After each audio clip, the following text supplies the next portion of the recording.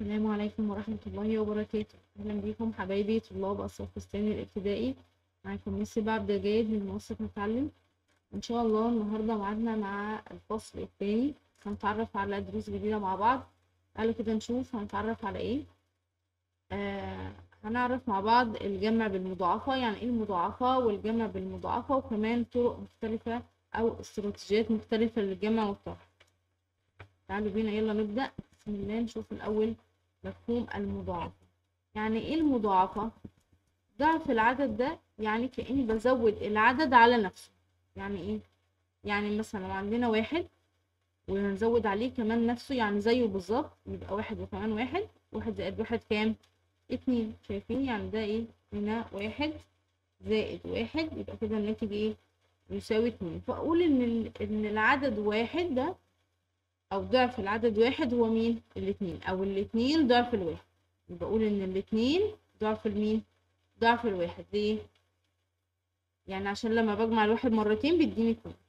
طيب لو جمعنا بقى اتنين، او عشان نجيب ضعف العدد اتنين، يبقى هنعمل ايه؟ هنجمع الاتنين مرتين، او هنجمع الاتنين مع نفسها كمان مرة. يعني اتنين زائد اتنين، اتنين زائد اتنين يبقى كام؟ أربعة. فكده الأربعة يبقى ايه؟ العدد أربعة هو ضعف العدد اتنين. طيب بعد كده تلاتة، عشان أجيب ضعف العدد تلاتة هجمع تلاتة وتلاتة. تلاتة زائد تلاتة كام طبعا؟ ستة. يبقى هنقول إن العدد ستة هو ضعف العدد تلاتة. طيب ضعف الأربعة، يعني أجمع أربعة زائد أربعة. أربعة زائد أربعة كام؟ تمانية. يبقى ضعف العدد أربعة هو تمانية. الخمسة أسهل واحدة زي إيدينا كده. خمسة، عشان أجيب ضعف العدد خمسة أجمع خمسة وخمسة. خمسة وخمسة كام؟ عشرة. خمسة زائد خمسة عشرة، فنقدر نقول إن العشرة هو ضعف العدد خمسة. بعد كده عشان اجيب ضعف الستة هجمع ستة زائد ستة. ستة زائد ستة كام؟ اتناشر. يبقى الاتناشر هي ضعف العدد ستة. بعد كده ضعف العدد سبعة، يبقى سبعة زائد سبعة أربعتاشر، يعني الأربعتاشر هي ضعف العدد سبعة. بعد كده العدد تمانية، عشان أجيب ضعف العدد تمانية يبقى هجمع تمانية زائد تمانية. يبقى تمانية زائد تمانية كام؟ ستاشر. يبقى ضعف العدد تمانية هو ستاشر. العدد اللي بعد كده التسعة، علشان نجيب ضعف العدد تسعة يبقى هنجمع تسعة زائد تسعة، يعني كمان مرة مع نفسها. يبقى تسعة زائد تسعة كام؟ تمنتاشر. فكده العدد تمنتاشر هو ضعف العدد تسعة. آخر حاجة العشرة، عشرة زائد عشرة عشرين، يعني ضعف العدد عشرة يبقى كام؟ عشرين. ده كده اللي هو ايه؟ ضعف العدد. يبقى يعني ايه ضعف العدد؟ يعني بجمع العدد مع نفسه كمان مرة، يعني عندي مرتين من نفس العدد أجمعهم مع بعض. نقولهم تاني كده بسرعة، مهم دول نكون عارفينهم. ضعف الواحد اتنين، ضعف الاتنين أربعة، ضعف التلاتة ستة، ضعف الأربعة تمانية، ضعف الخمسة عشرة، ضعف الستة اتناشر، ضعف السبعة أربعتاشر، ضعف العدد تمانية ستاشر، ضعف التسعة تمنتاشر، وضعف العشرة كام؟ عشرين. طيب تعالوا نشوف بقى التدريب. هنا بيقول ارسم نفس العدد من النقاط ثم أكمل كما بالمثال. تعالوا نشوف كده مع بعض. في المثال جايب لنا ايه؟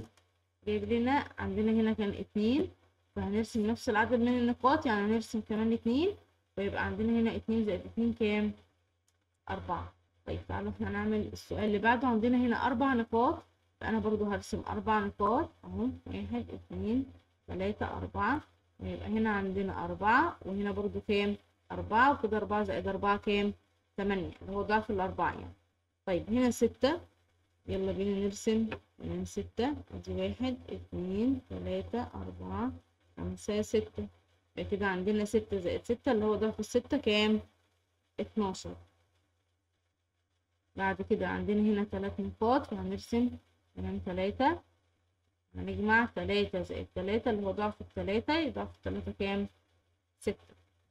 هنا هنرسم عندنا هنا تمن نقاط اهو، تسمي زيها بالظبط. هنا تلاتة وتلاتة ستة وكمان اتنين تمانية. يبقى كده تمانية زائد تمانية، يبقى ضعف التمانية كام؟ ستاشر. تمانية زائد تمانية ستاشر. طيب عندنا هنا خمسة، هنرسم خمس نقاط. بعدين نجيب ضعف العدد 5، يبقى 5 زائد 5 كام؟ 5 زائد 5 يساوي 10. طيب هنا عندنا 9 نقاط، يبقى نرسم 9. 1 2 3 4 5 6 7 8 9. 9 زائد 9 كام؟ 18، عشان ضعف العدد 9 بيساوي كام؟ 18. طيب هنا 7، يلا نرسم 7.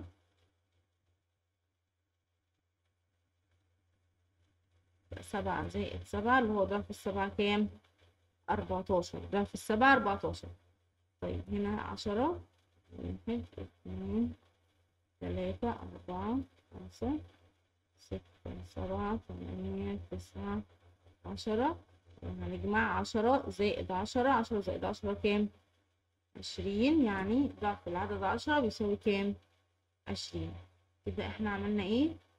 جبنا او استخدمنا هنا ايه؟ ضعف العدد. يعني برسم نفس النقاط تاني، او يعني بجمع العدد مع نفسه. لما نيجي نجمع العدد مع نفسه يبقى انا كده بجيب ايه؟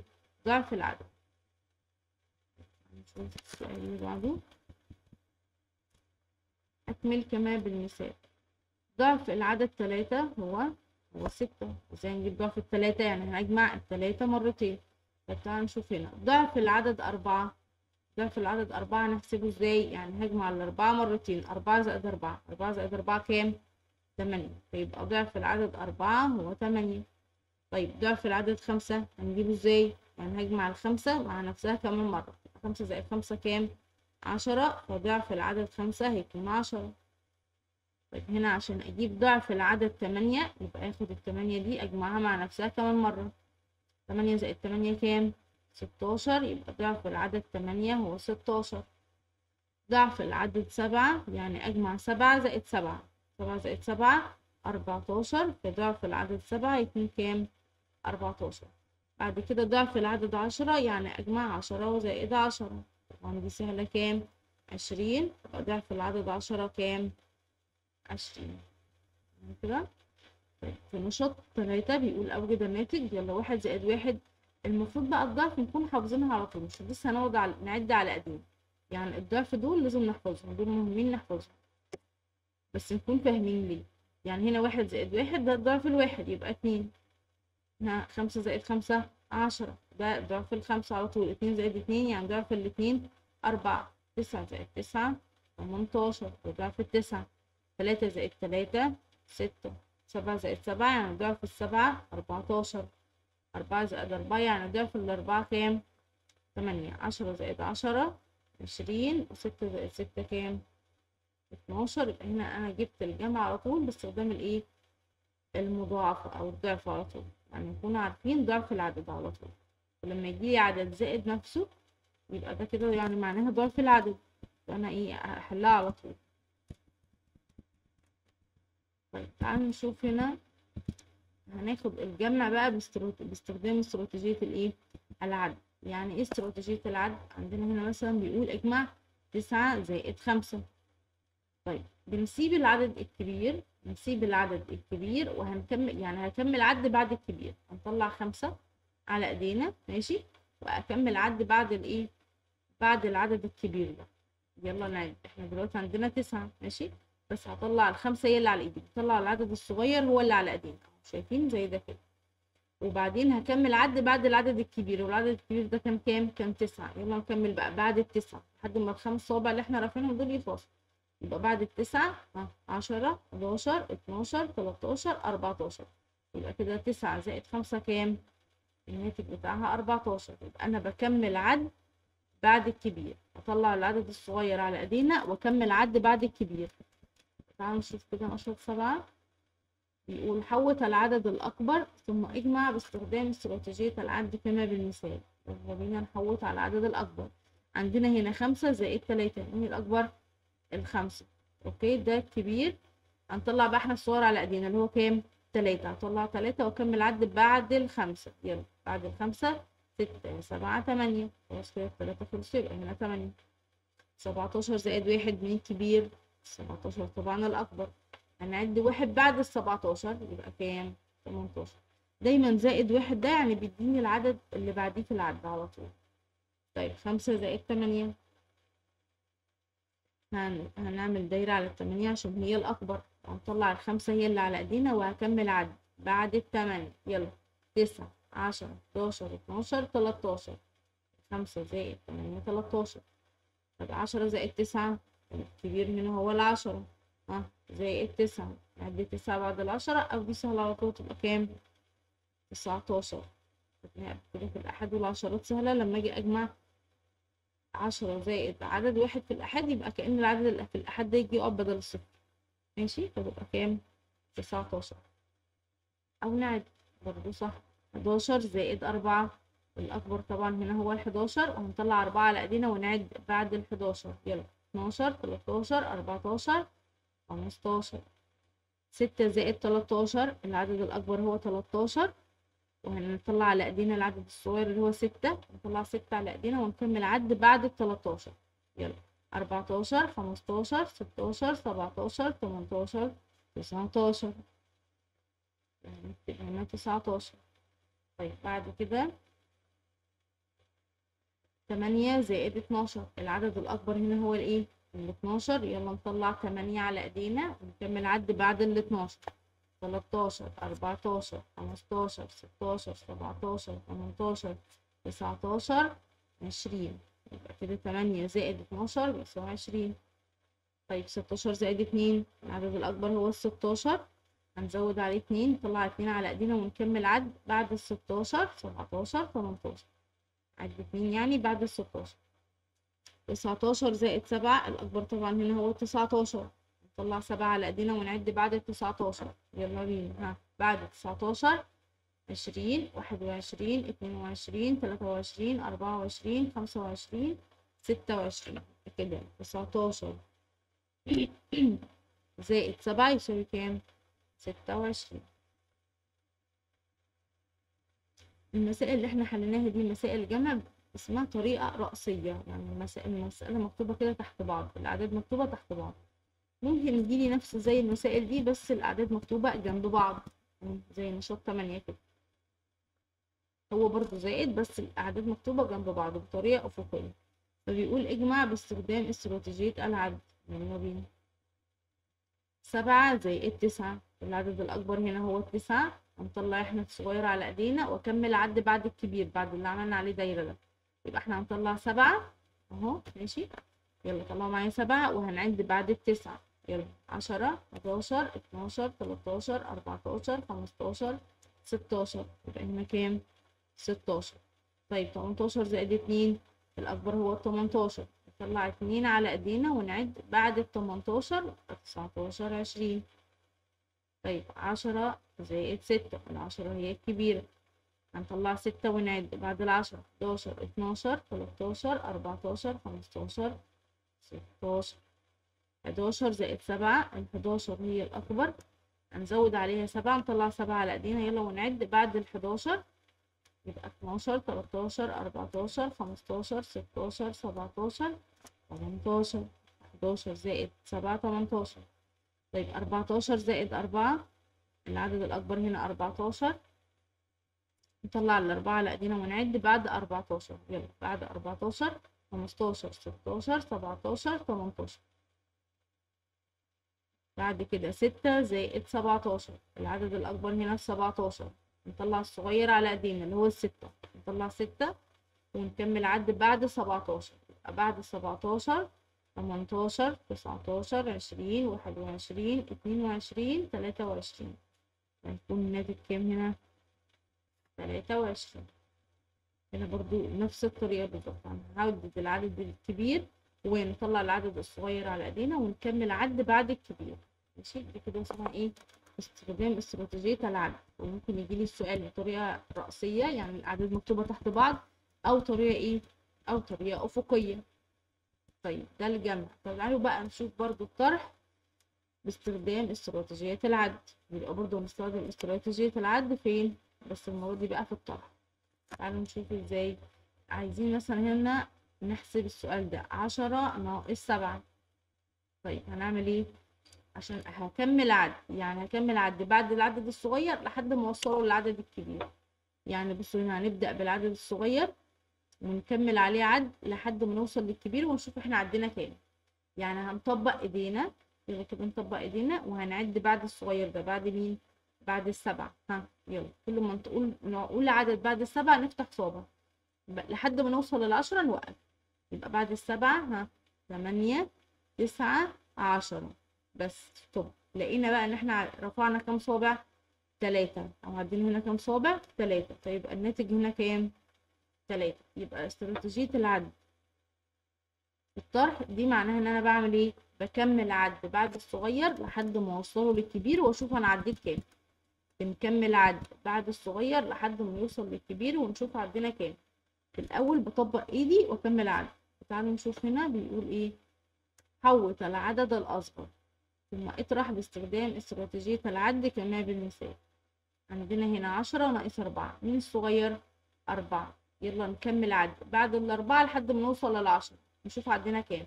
يعني هنطبق ايدينا ونعد بعد 4 ها 5 6 7 8 9 10. هنلاقي ان احنا عندنا كام؟ عندنا 6. طيب هنا 11 ناقص 9. برضو الصغير هنا 9. هنكمل عد بعد الصغير لحد ما نوصل للكبير. هنطبق ايدينا ونعد بعد 9 10 11. هنلاقي عندنا 2 بس. طيب 18 ناقص 13. الأصغر هنا هو 13. يلا هنكمل عد لحد ما نوصل لل18. نطبق ايدينا ونعد بعد 13 14 15 16 17 18. هلاقي عدينا كام؟ عدينا 5. طيب 16 ناقص 9. نعمل دايرة على 9 هي العدد الأصغر. يلا هنطبق ايدينا وهنعد بعد 9 لحد ما نوصل لل16 نوقف عد ونشوف عدينا كام. يلا بعد 9 10 11 12 13 14 15 16. نلاقي عدينا كام؟ عدينا 7. فكده 16 ناقص 9 يساوي 7. طيب السؤال اللي بعده 19 ناقص 11. العدد الأصغر هنا 11 وهنكمل عد بعد ال11 لحد ما نوصل ل19. يلا نطبق ايدينا ونعد بعد 11 12 13 14 15 16 17 18 19. فكده عدينا كام؟ عدينا 8. طيب 15 ناقص 14. الأصغر هو 14. هنعد لحد ما نوصل ل15. يلا بعد 14 كام؟ 15. يعني هي عدة واحدة بس يبقى 1. 13 ناقص 11. العدد الأصغر هنا 11. هنكمل عد بعد ال11 لحد ما نوصل ل13. يلا بعد ال11 12 13. يبقى عدينا كام؟ عدينا 2. السؤال اللي بعده 20 ناقص 16. العدد الأصغر هنا هو ال16. هنكمل عد لحد ما نوصل لل20. يلا نطبق ايدينا ونعد بعد 16 17 18 19 20. عندنا كام؟ عندنا 4. السؤال هنا 21 ناقص 12. العدد الأصغر هو 12. هنكمل عد لحد ما نوصل 21. يلا نطبق ايدينا ونقول بعد 12 ها 13 14 15 16 17 18 19 20 21. يعني هلاقي ان احنا عندنا كام؟ عندنا 9. ده كده كانت ايه أسئلة على الطرح باستخدام استراتيجيات الايه؟ العد. استراتيجية العد دي بعمل فيها ايه؟ يعني بكمل عد بعد العدد الصغير لحد ما اوصله للكبير. ممكن برضو المسألة تجيلي بالطريقة دي رأسية، يعني الأعداد مكتوبة تحت بعض، أو بطريقة أفقية زي نشاط 10 كده. تعالى نحل منه شوية وبعدين نكمل. هنا بيقول برضو اطرح باستخدام استراتيجية العد. يلا بينا. 9 ناقص 5. هنكمل عد بعد الصغير لحد ما نوصل للكبير. نفس الفكرة. هنطبق ايدينا ونعد بعد ال5 6 7 8 9. هنلاقي عدينا كام؟ عدينا 4. طيب 8 ناقص 1. هنكمل عد بعد الصغير لحد ما نوصل للكبير. يلا بعد الواحد 2 3 4 5 6 7 8. عندنا كام؟ عندنا 7. 8 ناقص 1 7. طيب السؤال اللي بعده 14 ناقص 7. هنكمل عد بعد ال7 لحد ما نوصلها ل14. يلا بينا. بعد 7 8 9 10 11 12 13 14. كده عندنا برضو ايه؟ 7. 16 ناقص 11. يلا نكمل عد بعد ال11 ها 12 13 14 15 16 يعني كده عدينا كام؟ عدينا 5.